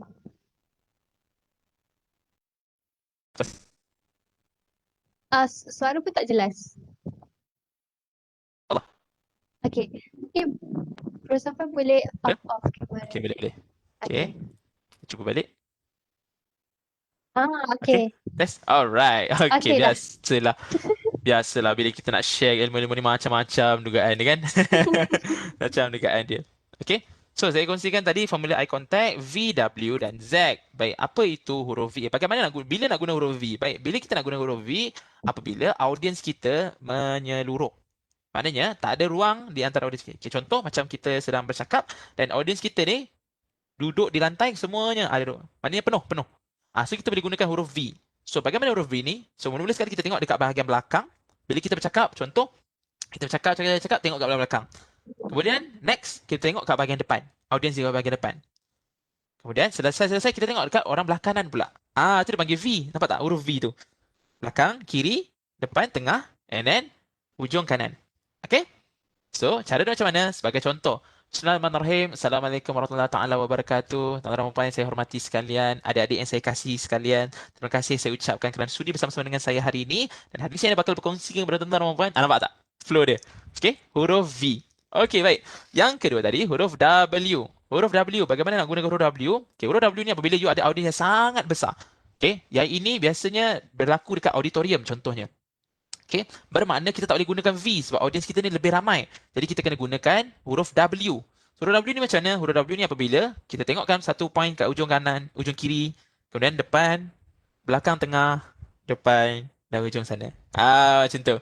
Okay, susah sikit lah nak nampak kat sini kan. Tapi boleh nampak lah kan, boleh faham kan. Okay, contoh. Saya buat contoh sekali lagi. Sama juga skrip dia. Bismillahirrahmanirrahim. Assalamualaikum warahmatullahi taala wabarakatuh. Tuan-tuan dan puan saya hormati sekalian, adik-adik yang saya kasih sekalian. Saya nak ucapkan terima kasih banyak-banyak kerana sudi bersama-sama dengan saya hari ini untuk saya kongsikan tentang teknik bagaimana nak memberikan ucapan spontan, pengucapan awam secara spontan. Jadi saya nak tanya dekat sini, berapa ramai dah bersedia? Nampak? Flow dia, huruf W. Yeah. So, orang akan nampak sangat profesional ya sebab kita ada huruf-huruf tu. Macam tu. Okay. So, itu huruf W apabila kita ada audiens yang sangat ramai. Baik. Dan yang ketiga, huruf Z. Huruf Z ni bila kita nak guna apabila ada ruang di tengah-tengah. Okay. Contoh kan kalau certain program dia asingkan Lelaki yang perempuan. lelaki dengan perempuan. Yes. So, dia akan ada ruang kat tengah-tengah. Jadi, apa yang kita boleh buat? Kita gunakan huruf Z. So, kita tengok dekat ujung belakang, kiri, contohnya belah lelaki kiri, perempuan kanan kan. So, belakang lelaki, kemudian belakang perempuan. Kemudian depan belah lelaki dan depan belah perempuan. So, bagaimana flow dia? Dia akan jadi huruf Z. Macam tu. Maknanya kita cross terus. Okay? So, kita mulakan. Bismillahirrahmanirrahim. Assalamualaikum warahmatullahi wabarakatuh. Tuan-tuan dan perempuan yang saya hormati sekalian. Saya sangat-sangat hargai tuan-tuan dan perempuan kerana sudi bersama-sama dengan saya hari ini. Hari ini saya nak berkongsikan tentang bagaimana nak berucap secara spontan. Jadi, adakah anda sudah bersedia? Nampak tak flow dia? Yes. So, itulah huruf Z.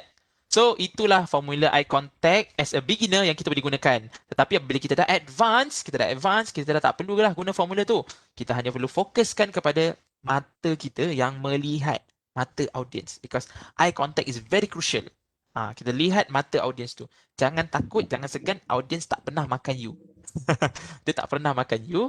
So, you teruskan melihat dia di mata untuk sampaikan matlamat you dengan jelas. Okay. Okey, kita ada soalan daripada kita punya audiens. Okey, bacakan soalan tu. Baik, soalan daripada Tuan Khairul. Boleh Tuan kongsikan cara untuk kurangkan nervous apabila berlaku perkara ad hoc semasa mengacara sesebuah majlis? Contohnya VIP lambat sampai ataupun yang terlalu lama untuk tunggu. Berlaku perubahan dari segi acara majlis on the spot. Okey, Perkara alright. ad hoc lah. Okey, saya yakin sebenarnya Tuan Khairul ni mungkin seorang pengacara sebab dia tanya bagaimana nak mengacara kan. Mungkin Tuan Khairul ni seorang pengacara sendiri dan saya sangat-sangat hormati MC tau. Sebab MC ni someone yang sentiasa berada di hadapan and menghadapi situasi-situasi ad hoc ni. Even saya sendiri pun pernah alami situation tu. Saya pun juga buat orang kata job-job untuk MC. Jadi saya tahu bagaimana apabila berlaku situasi-situasi ad hoc ni memang kerap lah. Kan, VIP lambat lagi.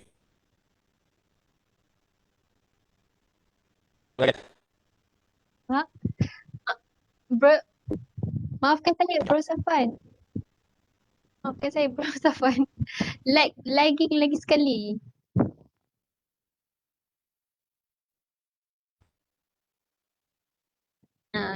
Cuba. Masih lagi lagging.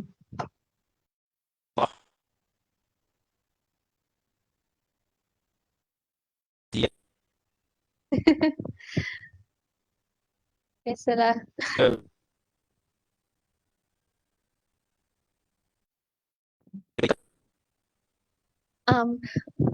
Belum okey lagi. Belum okey. Cuba Bro Safwan cakap.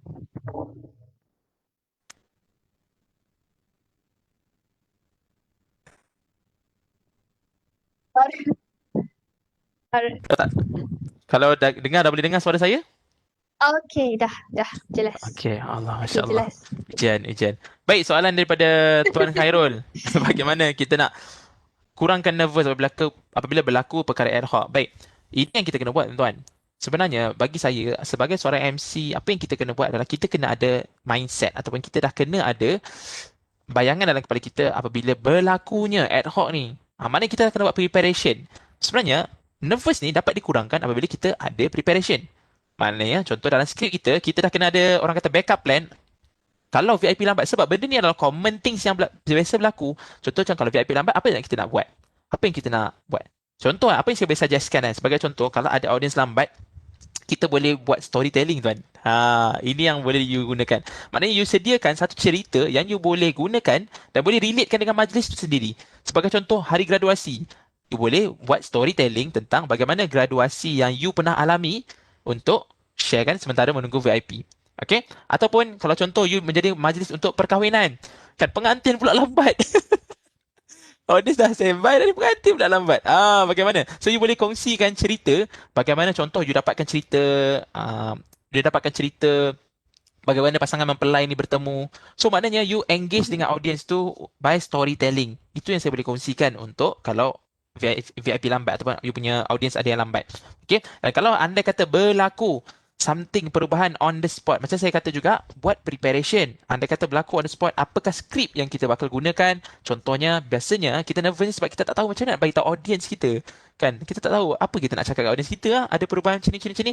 So, kita sediakan siap-siap skrip kalau kata ada perubahan. Skrip dia contoh permohonan maaf dia macam mana. Dan kita maklumkan sekian-sekian. InsyaAllah, apabila kita dapat persediaan tu, sangat-sangat mudah untuk kita overcome ad hoc things yang berlaku ni. Okay? So, saya ulang balik. Yang pertama sekali, storytelling. Sediakan story untuk you sharekan kepada audience yang relate dengan event tersebut.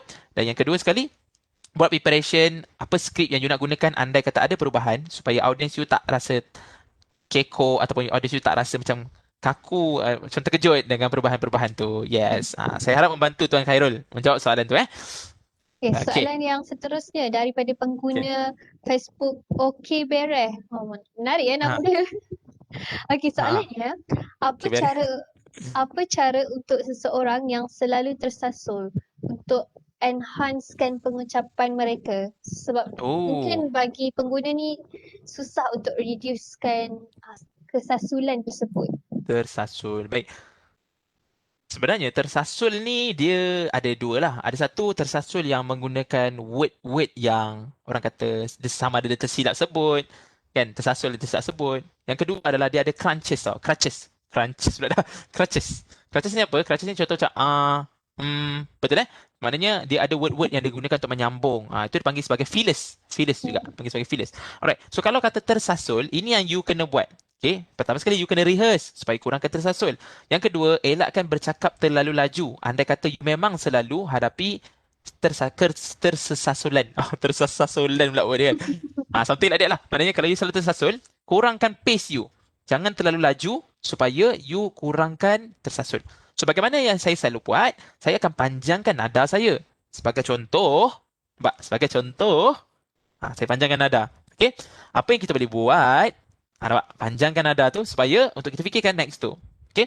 Yang kedua, fillers tadi. Bagaimana kita nak sembunyikan fillers? Senang sahaja. Dan ini pun saya selalu buat supaya saya kurangkan fillers saya. Saya hanya buka mulut tapi tak keluar suara. Contoh kan, orang selalu cakap, okay, so apa yang kita buat? Contoh kan, kita tengah fikir, kita kena buat macam ni. Bila kita stuck, kita perlu, nampak tak? Saya buka mulut tapi saya tak keluarkan suara. Kalau saya keluarkan suara, kita perlu, bila saya tak keluarkan suara, kita perlu main, contoh. Faham tak? So, buka mulut tapi jangan keluarkan suara untuk mengelakkan fillers tu berlaku. Tu cara dia. Itu tips dia. Okay? Yang pertama sekali tadi, you panjangkan nada you supaya you ada ruang dan masa untuk you fikir apa ayat-ayat yang seterusnya. Dan yang kedua, buat mulut tetapi tak keluarkan suara. Dah biasa kan sebut So lepas ni, nampak? Jangan keluarkan suara. Cuba buka mulut je tapi tak keluarkan suara. Praktis benda tu, percaya cakap saya, you akan upgrade you punya level atau pengucapan you dengan lebih berkesan. Okay? Saya harap menjawab soalan. Okay, kita tengok dulu kalau ada soalan lain. Nampaknya macam tiada ya. Rosafan dan mungkin kalau ada audience ada soalan yang terakhir, mungkin diorang nak tanya atau mungkin MC kita sendiri pun ada soalan. Kuat-kuat lah kawan WhatsApp segan nak tulis kat komen ni kan, dia pun WhatsApp kan MC kita. Apa tolong tanyakan soalan. Itulah nampak.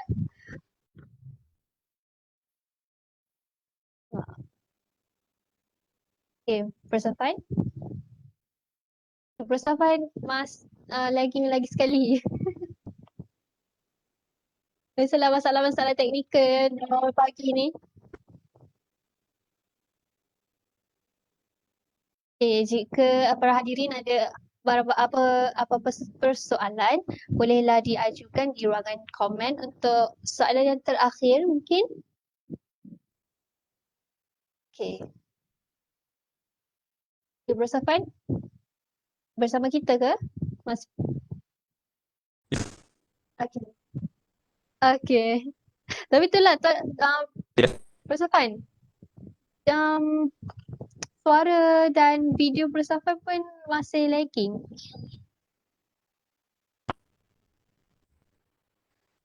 Ha. Okay. Okey, Okay, dah boleh? Bersafan.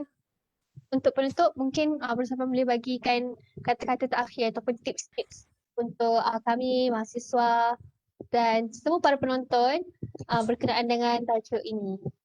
Alright, okay. Terima kasih kepada our MC for today. Dan terima kasih juga kepada audiens yang sudi untuk bersama dengan saya pada hari ini. Saya sangat-sangat hargai tuan-tuan dan puan kerana orang kata sanggup berikan komitmen dan stay sampai habis kita punya live ni.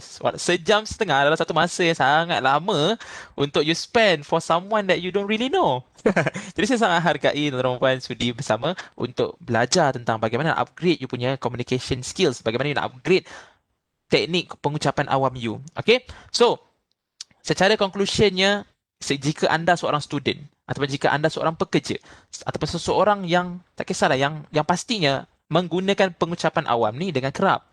Saya sangat-sangat cadangkan anda gunakan tips-tips yang saya kongsikan ni untuk upgrade you punya level pengucapan. Sangat-sangat berkesan. Saya sendiri pun dah apply dan anak-anak murid saya pun ramai gunakan teknik-teknik yang saya kongsikan ni. Memang impactful, memang powerful. You tak percaya, you buat saja. You buat saja. Tak percaya tak apa, buat aja. Guru saya selalu pesan ni, tak percaya tak apa, buat aja. Bila you buat, you akan mula percaya. Dan antara yang saya selalu highlightkan, ingat dekat sini. Bila apa yang kita fikir akan menentukan apa yang kita cakap.